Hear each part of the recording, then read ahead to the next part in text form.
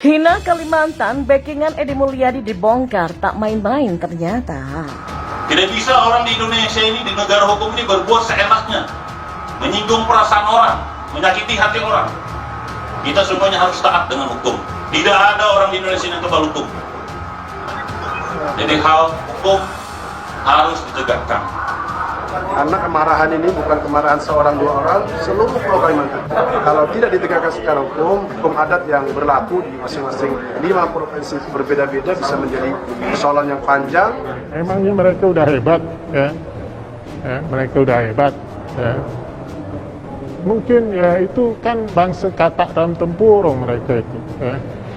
Katak dalam tempurung, dia cuma bisa lihat apa yang di dalam itu aja. Dia nggak pernah ke Kalimantan, dia pernah tuh di Kalimantan. Ya mungkin Edi Mulyadi selama ini merasa paling hebat, merasa paling pintar, sehingga mulutnya dengan bebas bisa mencaci maki dan menghina semua orang yang dianggap tidak sepaham dengan pemikirannya. Mungkinkah ini yang dinamakan sudah jatuh tertimpa tangga? Dalam kasus ini rasanya sangat sulit untuk mencari pakar bahasa ataupun orang yang bisa membela Edi Mulyadi. Karena apa? Ya karena kesalahannya ini sudah sangat fatal dan gamblang. Makanya tidak heran jika PKS kemudian ini cepat-cepat cuci tangan.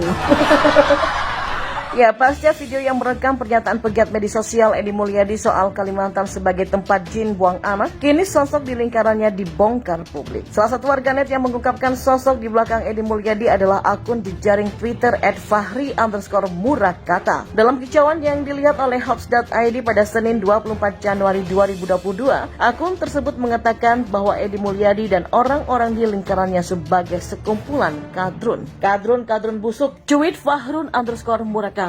Kemudian dia membagikan sebuah foto orang-orang yang berada di sekitar Edi Mulyadi lengkap dengan penjelasannya. Ormas terlarang di sekitar Edi Mulyadi. Waspada bahaya laten PKS FPI HTI, bunyi sebuah kalimat dalam gambar yang dibagikan. Terlihat dalam gambar yang diunggah sejumlah nama disebut terafiliasi PKS, FPI hingga HTI. Adapun nama-nama tersebut adalah Ahmad Khozinuddin yang merupakan Direktur HTI, pengacara FPI, pengacara Rizik dan anggota PA 212. Selanjutnya ada nama yang belakangnya hangat diperbincangkan, yakni Edi Mulyadi. Dia disebut sebagai caleg PKS yang gagal, ketua aksi Tauhid 212 hingga simpatisan FPI dan HTI. Terakhir ada sosok Azam Khan yang juga menggemparkan publik karena menghina Kalimantan dengan menyebut monyet. Azam Khan dalam narasi itu dideskripsikan sebagai pengacara FPI, pengacara Rizik, simpatisan HTI dan juga anggota PA 212. Akibat nafsu kebenciannya yang kebablasan, kader PKS yang pernah gagal lolos di legislatif kini harus mengalami masalah besar. Ya, Edi Mulyadi yang mendadak jadi ustadz karena masuk dalam barisan PKS sudah jelas ikut berjualan agama demi mendapatkan kue-kue kekuasaan. Apa yang Edi Mulyadi perbuat itulah yang ia tuai. Inilah rumus sunatullah yang sebenarnya. Si Edi Mulyadi benar-benar blunder. Mulutnya yang gak bisa direm itu sok merasa paling benar, merasa paling memperjuangkan hak-hak rakyat. Nyatanya itu semua cuman karena melampiaskan sakit hatinya. Pasalnya ketika ibu kota negara pindah,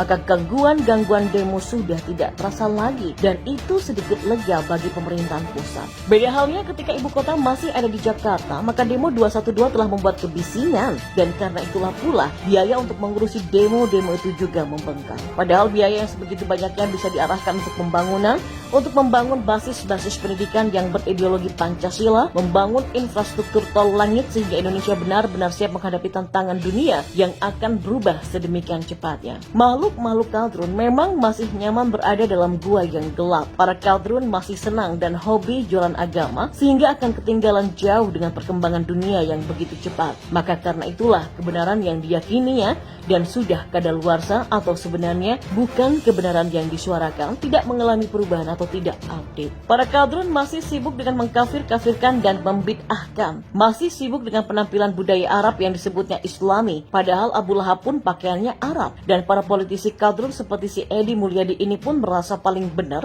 merasa akan mendapatkan dukungan dengan jualan agama. Faktanya rakyat Indonesia mayoritas sudah muak dengan jargon-jargon agama yang dijajakan para kadrun ini. Bergabung bersama dengan para mafia akan banyak ruginya. Tidak ada kerjasama yang benar-benar menguntungkan jika bekerja sama dengan para mafia. yang ada hanya menjadi tumbal atau akan dibuang begitu saja. Nah, si Edi Mulyadi yang blunder pun akhirnya dibuang dan tidak diakui oleh PKS. Padahal jelas-jelas si Edi ini lama sekali di PKS ya. Jadi PKS ini ibarat cicak yang memotong ekornya sendiri. Nah, itulah para bajingan yang biadab kan, dan sadisnya agama dijadikan alat untuk merusak negara ini. Memang PKS sangat perlu diwaspadai, karena itu sangat tepat dan benar apa yang dikatakan oleh salah seorang profesor bahwa PKS ini adalah komunis berbaju agama. Sadis kan? Karena terlalu pedenya si Edi Mulyadi soal ketidaksetujuannya ibu kota negara dipindahkan ke Kalimantan, ia pun mengeluarkan pernyataan yang malah menghina Prabowo dan parahnya malah menghina suku Kalimantan dengan menyatakan bahwa Kalimantan adalah tempat jin buang anak. Bayangkan orang yang mengaku ustadz bisa bicara begini di zaman yang sudah akan mengarah kepada metaverse, malah masih membuat fiksi yang dijadikan kebenaran mutlak.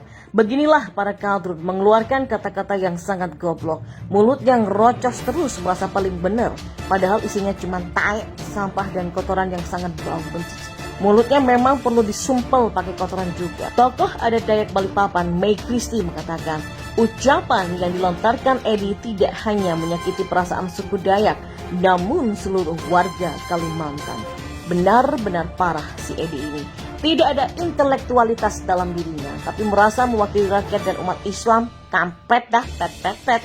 Hanya kebencian yang akhirnya akan membuatnya kesulitan sendiri. Begitulah orang-orang yang sombong dengan arogan, apalagi mengatasnamakan rakyat tetapi ternyata menyakiti rakyat. Bagaimana? Apa maunya? Edi sudah kalap ketika ibu kota negara ini pindah, sebab ia adalah pentolan GNPF atau termasuk dalam barisan 212 yang gemar demo. Dari demo itulah para gerombolan ini mendapat fulus untuk membiayai hidupnya yang mewah mungkin. Biasanya ketika kenyamanan seseorang sudah terganggu, ia akan ngerocos nggak karuan. Jengkel, dongkol, dan sakit hati syahwatnya meronta-ronta karena sudah tak mendapatkan kemanjaan lagi dari aksi-aksi nyinyir dan demo. Edi Mulyadi jelas-jelas PKS, dan PKS adalah yang tidak setuju ibu kota negara ini pindah. Maka ketika Hidayat Nur Wahid tidak mengakui si Edi, ini jelas tak ada gunanya. Meskipun si Hidayat ini mengatakan bahwa si Edi masuk caleg lewat jalur eksternal atau non-kader di PKS, pasti ada alasan agar PKS aman dari blunder. PKS ini licik ya, dan akan membuang orang yang mungkin sudah memberikannya upeti ya. Kan kalau mau masuk caleg di PKS, apakah itu gratis? Nggak mungkin kan? PKS hanya ingin cuci tangan dari mulut si Edi yang sudah mulai menghina rakyat Kalimantan. Padahal suara si Edi Mulyadi itu sudah mewakili suara PKS sebenarnya. Jadi sekali lagi bahwa pernyataan si Edi secara tidak langsung telah mewakili PKS. PKS yang sangat membenci Jokowi ini bisa saja dalam ruang internal mereka terus saja memoles otak para kader dan simpatisannya agar terus membenci pemerintahan Jokowi. Maka karena itulah kenapa si Edi bisa sampai mengeluarkan kata-kata yang sangat menghina itu. Bukankah PKS sering mengadakan liko-liko atau pertemuan-pertemuan seperti pengajian rutin sampai-sampai Sinarji merasa masuk pesantren? Wah, nanti kita lihat Sinarji ini apakah akan sama modelnya dengan Edi Mulyadi atau hanya menjadi tukang nyinyir. Kita lihat saja nanti, karena apa yang sudah kita saksikan bahwa masuk PKS bukannya menjadi waras dan semakin cerdas, malah semakin bobrok meskipun dibalut dengan kemasan religius. Masuk pengajian PKS berarti salah pilih pengajian, dan orang yang salah masuk pengajian lebih susah berubah daripada orang-orang yang salah pergaulan. Menanggapi ocehan Mulyadi yang semakin ngaco, membuat Wakil Ketua DPD Mahyudin merasa tersinggung dengan pernyataan bernada melecehkan Kalimantan dan warganya oleh si Edi Mulyadi ini. Pernyataan YouTuber itu dinilai dapat menimbulkan perpecahan. Senator asal Kalimantan Timur itu mengutuk keras pernyataan Edi yang bernada penghinaan ini.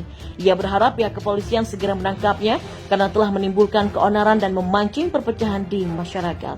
Menurutnya, yang dibutuhkan bangsa ini adalah semangat kesatuan di tengah pandemi COVID-19, ketimbang mengeluarkan pernyataan yang justru menimbulkan keonaran dan perpecahan antar masyarakat.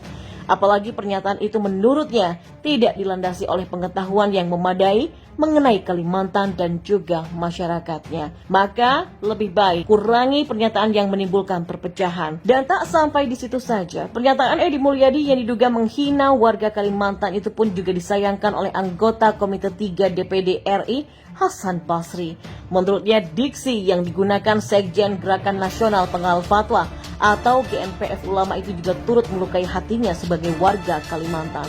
Bagi senator asal Kalimantan Utara ini, cara penolakan Edi Mahyudi pada pemindahan ibu kota baru tidaklah elok, sebab yang bersangkutan juga turut menyinggung, bahkan terkesan menghina lokasi tempat ibu kota baru didirikan.